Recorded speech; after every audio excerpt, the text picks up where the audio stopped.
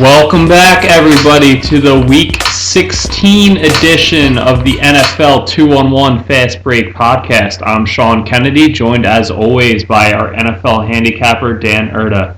Dan, I don't know how you did it, but once again, even with a 3-game slate, you managed to go 500 in 1 week. It says talent. This is a skill I've developed. It's really uncanny. If there was a way for you to bet on whether you would have a 500 a week or not, a la how people can bet on what Cousin Sal will do in a given week. If people could bet on you going 500 in a week, it would be a lot more profitable than them actually using your picks. Yeah.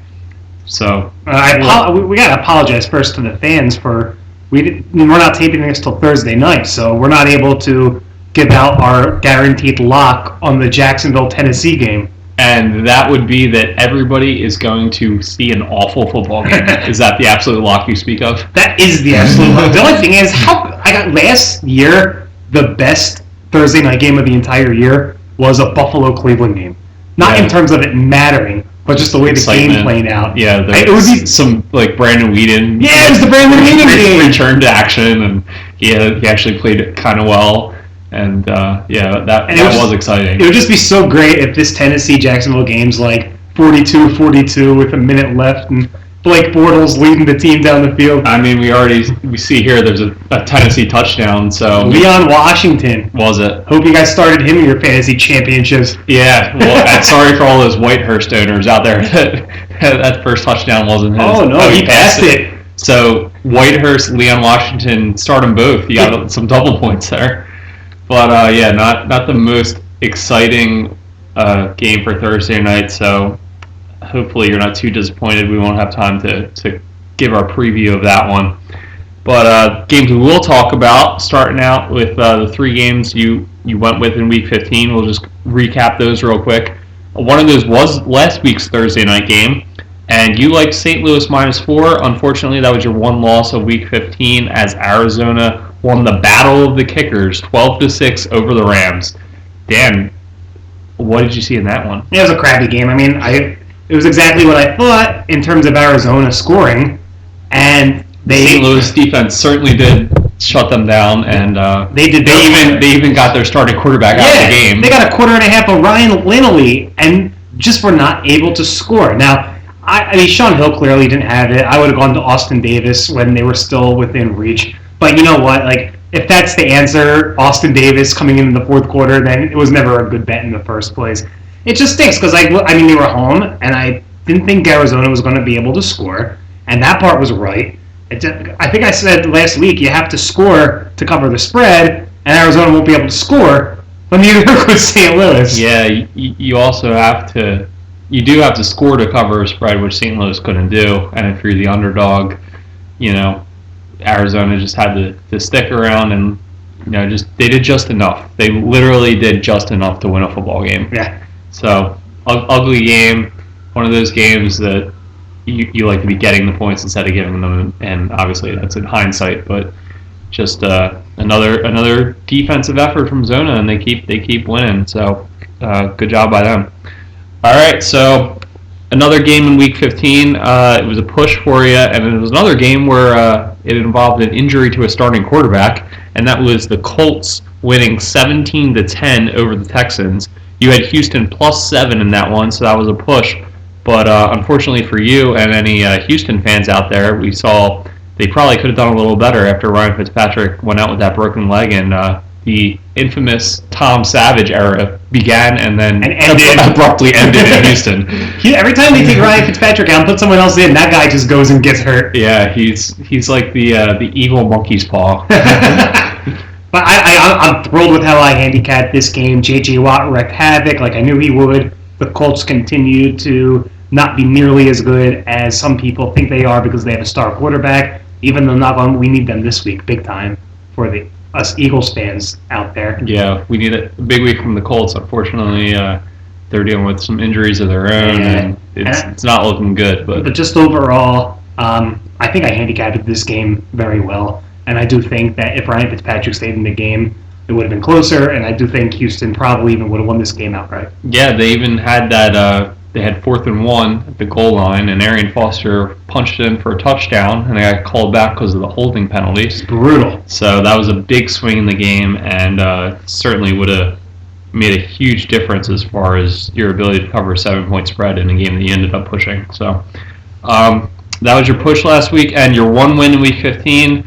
It was the G-Men winning 24-13 over the Redskins. You had the Giants at -7, and I guess you can thank Mr. Odell Beckham Jr. for that one, huh? Could also thank another junior, Robert Griffin III. This game, the reason I covered this game was because of one play, and it was the 7-yard touchdown run. RG3 diving into the end zone, celebrating like a kid having fun out there. He's back. He's back to the old version of RG3. Things finally started to look good, even a little bit for Washington. But no, he fumbled. The ball was coming out, and he didn't maintain possession to the ground. It was a fumble. I mean, that would have made it a big lead for Washington at halftime. And I don't think there's any chance that New York covers the spread there. So, dodged a huge bullet. Yeah, just going along with that, I think somebody brought this up on one of the podcasts or on Twitter or something that I pay attention to. But do you feel like the fumble out of the end zone, the other team getting the ball, is like too harsh of a penalty? I think it's insane. If you fumble, like let's say you fumble the ball at the 2-yard line, if it goes out at the 1 or even at the half-yard line, you get the ball right there. However, if it goes half a yard further and goes out in the end zone, it's the other team's ball. And yeah, it's probably the biggest momentum swing that you can have for a play that the defense really didn't have much to do with. Like if the ball just slips out of his hand as he's diving towards a pylon, and then suddenly that's a turnover. But it does kind of make you play with that kind of mindset. Like you're near the end zone, you better hold on to that football. Yeah, that's true. I mean, it's certainly a prohibitive enough penalty to warrant doing everything you can to secure that ball around the goal line. But anyway, he didn't, and that certainly helped you covering with that game. Odell Beckham Jr. is so good. He's really good, and I have him in my dynasty league. I got him for $0. I picked him up on waiver, so I'm going to have him for $5 next year. Wow. Super excited about that. Now, it was decided today that in all of fantasy football, he's the player that is on the most teams in the championship. Right, because you probably didn't really pay anything or waste a really low draft pick. So he was pretty much a free agent until week 3 or 4. Yeah, because he was hurt to start the year, so you could supplement all the good players you probably already had with this stud that emerged that you basically got for nothing. And I agree, because I was in 2 semifinals last week. Both involved Odell Beckham Jr. One of them, I had him on my team. One of them, I was facing him. And you can guess which league I advanced to the championship and which league I'm in the consolation bracket now. Pretty much all hinged on his 3-touchdown, 12 for 143 effort against the Redskins there. So really good job by him, and helped you out. So all things were good last week in Week 15 for the New York crowd. All right, so that was Week 15, but more importantly for everybody out there, they want to listen and learn about what is to come in Week 16, and just 2 weeks left to get what's now a 23-30-2 record. Maybe get back to 500. We'll see. Still playoffs. Still playoffs, sure, but regular season wise, maybe string a couple good weeks together. Get a good feeling about your handicapping going into the off season. You know, it always helps. Yeah. All right, so you got. Let's count them up here. You got 3, not 3 full plays, 2 full plays, 2 full plays and 1 2/3 of a teaser. Yeah, so 2 2/3 plays for Week 16 here. Let's start with one of your infamous 3-team open teasers that have been savior. One of the more profitable ways of going about handicapping this year for you. And you are going to open 2 legs of a 3-team teaser. One of those is going to be Green Bay -2 at Tampa Bay, coming down from -12, and New England at a pick'em, getting 10 points, coming down from -10. They're on the road against the Jets. Dan, talk to us about those 2 matchups. Well, I really like New England. I think New England's going to win that game by 20 points or more. I think this is going to be the ultimate. This is Bill Belichick. This might be Bill Belichick's last chance to stick it to his enemy, Rex Ryan. Really? Are they enemies? They hate each other. Really? They despise each other. I mean, the teams themselves are rivals going back a couple of... I know they're division rivals, but is there actual animosity between Belichick and Ryan? I mean, I think it's animosity in the way that the coach of your rival is your enemy. I don't think they've talked and hate each other or anything. Okay. I thought there was maybe a feud of some sort that I had overlooked. Bill Belichick actually caught Rex Ryan with his wife rubbing her feet. Belichick sent Ryan some socks for Christmas. And then there was the whole Spygate thing. The team, I think Belichick's going to really run. I think they're going to be throwing the ball into the fourth quarter here. I think it's just going to be a blowout. Jets are one of the teams that there's no reason for them to win this game. If they were to win this game, it would be a negative for the team. Yeah, I think that's a theme for a lot of your picks this week. Is you're going against teams where it's advantageous for them to lose. Correct. In the big picture. So that's certainly the case here with the Jets. Unfortunately for them, they actually won last week against Tennessee. So they're now out of that line. They're out of Mariota territory. They might still be in Winston territory, though. I think Jameis Winston in the New York media. Everybody wants to see. Just what the entire sports world is looking for. That's what everybody wants to see. Let's make it happen and make sure the Pats come away with a victory here and get the Jets one step closer to the top of the draft there. So. And then I think right now Tampa Bay holds the number one spot. I don't think they're going to blow that by beating the Packers coming off of a loss. No, Green Bay off a loss doesn't bode well for Tampa Bay, even if they were organizationally all systems go to try to win this game. Packers, they struggled against Buffalo. This Buffalo secondary did a very good job covering the receivers, aside from the one big Jordy Nelson drop. But aside from that, they shadowed those guys all throughout the game, did a great job there. And Tampa Bay just, they don't have that type of defense. They have a great lineman in Gerald McCoy that can get some pass rush up the middle, but they don't have the guys in the secondary to really stay with those receivers. I think Rodgers is going to have a big game, getting them at -2. As we always talk about, if you're giving 10 points, it's kind of obvious why you like one side. Gerald McCoy's out for the year, too. Is he? Yeah. All right. Well, I completely missed that. Are you saying that you're not going to Tampa Bay's website every day to see what the latest is on the Buccaneers? No, I'm not. And you call yourself a football fan? I could call myself more of a basketball fan. So maybe that's why I missed the Gerald McCoy injury news. So never mind then. Their defense should be completely terrible. Yes. Because he's their best player on either side of the ball. So Green Bay -2. New England Pick'em. That is 2 legs of your 3-team teaser for Week 16.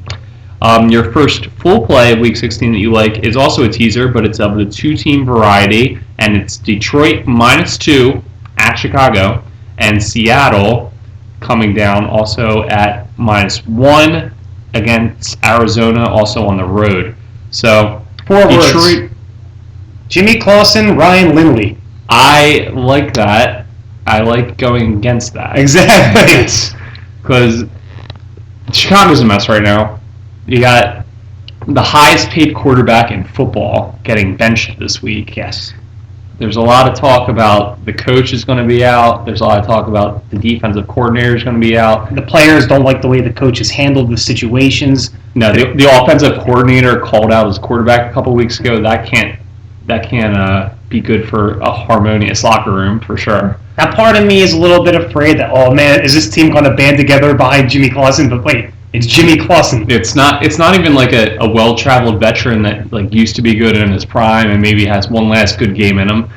It's Jimmy Clausen, who's literally never had a good game in the NFL. You know what's funny? I remember I love football. I like to watch crap. I watched preseason games all the time whenever I could. I remember watching Jimmy Clausen play in the second quarter of a preseason game and be like, guy looks kind of good. Was it a week 4 of the preseason? I think it was against the third stringers who may or may not make a roster. Yeah, I think it was. I mean, I also used to think Cleo Lemon looked good in preseason games, so I'm not judging that or basing that on anything. He turned out to be a lemon for sure. Now, On the other hand, we have Arizona, and I've been saying this all week. You cannot tell me that Ryan Lindley would give Arizona a better chance to win the game than Tim Tebow would. Okay, well, let's get this out of the way first, since the Gerald McCoy news was obviously new to me. Let me just make sure. Is Lindley definitely the starter? It's not going to be Logan Thomas? No, they announced that Lindley will be the Okay. starter. Now, they may put in some packages for Logan Thomas. Well, that's just dumb. You can't have two quarterbacks playing in the NFL. That's very true. But I mean, That doesn't work well. but do they? I mean, they have no quarterbacks. No. They have Ryan Lindley.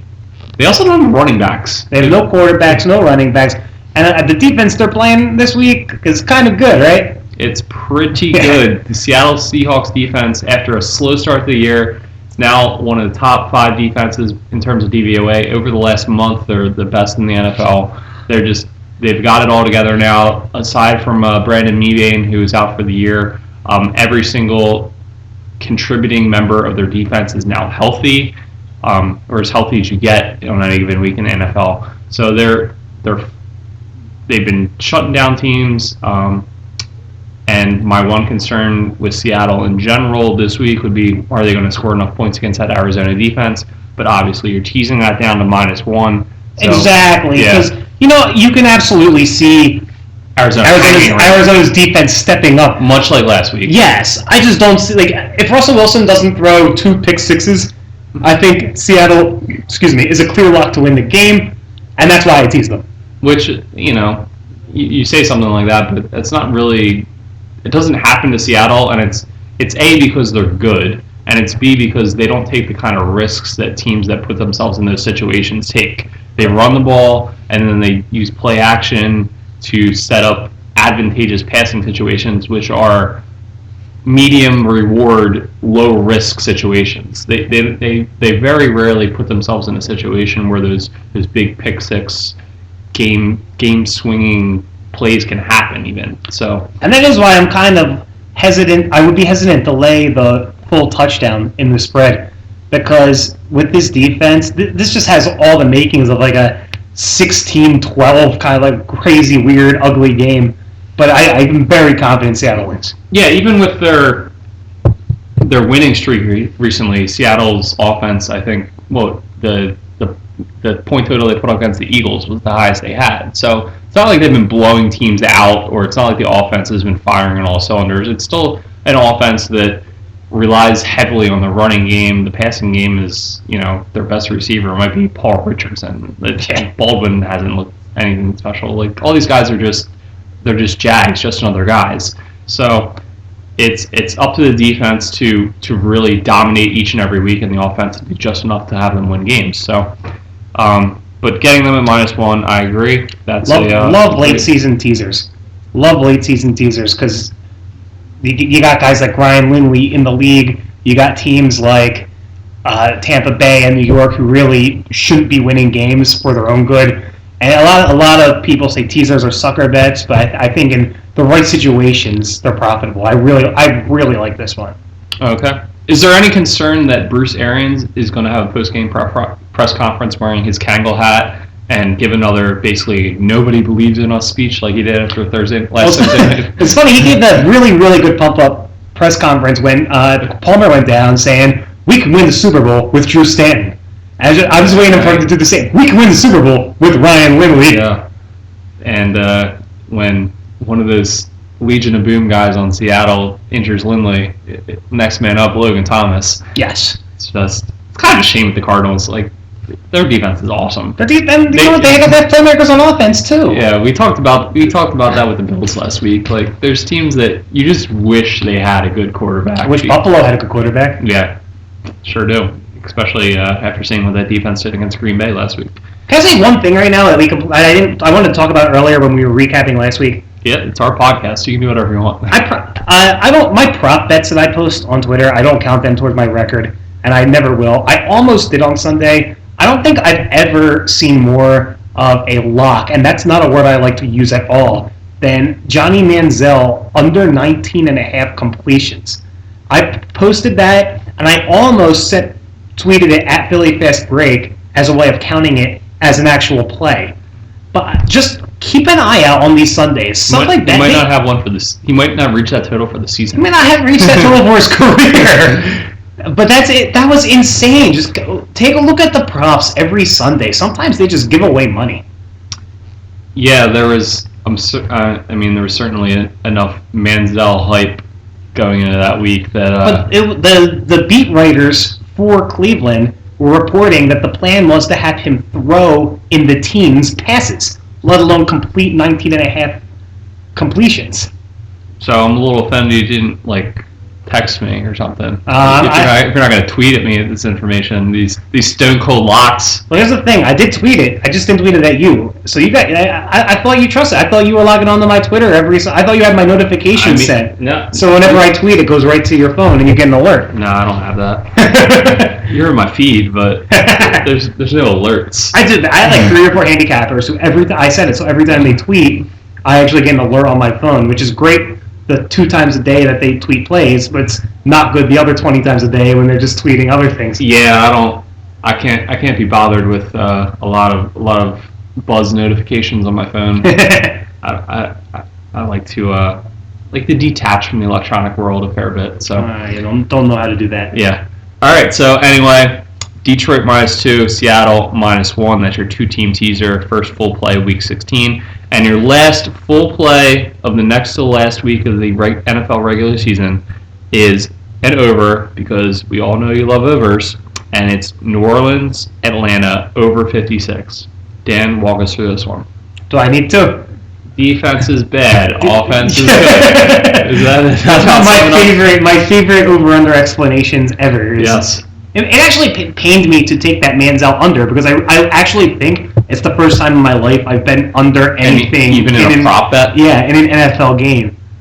I usually go over receptions for a guy who I think. We might want to look into that next season. I think there's a whole side to be exploited there with this world of unders. Well, my props have actually been doing very well, mostly with overs. Right. Because I like to find the guys who are who the team is making a point to feature more prominently, and then that week bet they're over. Mm-hmm. There's actually another guy on Twitter who only posts props, and he almost all unders. Yeah. He does just that, because they know people want to bet overs. Right. And I'm completely being a sheep with this play. I don't think any person, other than maybe some sharps who think the line's a little bit inflated, are going to take the under here. But I don't who's going to stop who? There's no casual bettor betting the under in the Saints Falcons. And I'm fine with being a casual bettor on this one, because who's going to stop who here? Julio Jones is back. Is he officially back? I was reading today that they expect him back on Sunday. Okay. And that was the final straw in me playing this. If he wasn't, I would still kind of like it. I don't know if I would play it. I mean, Harry Douglas looked good last week. He had 10 receptions, but he is no Julio Jones. Harry Douglas has carved that role for himself. The guy who, anytime Roddy White or Julio Jones gets hurt, he goes 8 for 90 anytime one of those guys goes out. But yeah, you're right. The Saints, they looked better last week, I guess, but that's very faint praise. Against the Bears. It's against the Bears, but it's against a bad defense, and the Falcons have a bad defense too. Yeah. Now, I'm not saying I'm ready to trust Drew Brees outdoors against a crap team, but I think I'm ready to trust him at home against the Falcons. Although at home against the Panthers 2 weeks ago, he was terrible. That's very true. So Matt Ryan and that Atlanta offense looked better last week.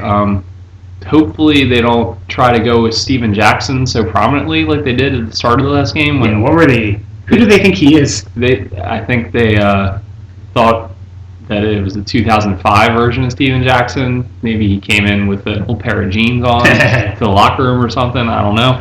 But both these teams, they're going to put up points because they both want to throw the ball a lot. They don't really have an established running game, and they both obviously have very poor defenses that have been letting opposing offenses put up huge totals all season long. So, at the very least, it's gonna approach this total. It's not the type of game that's gonna be a low scoring game. It's not Tennessee Jacksonville. Hey, it's 7-0. You know, they're on pace for 28 points.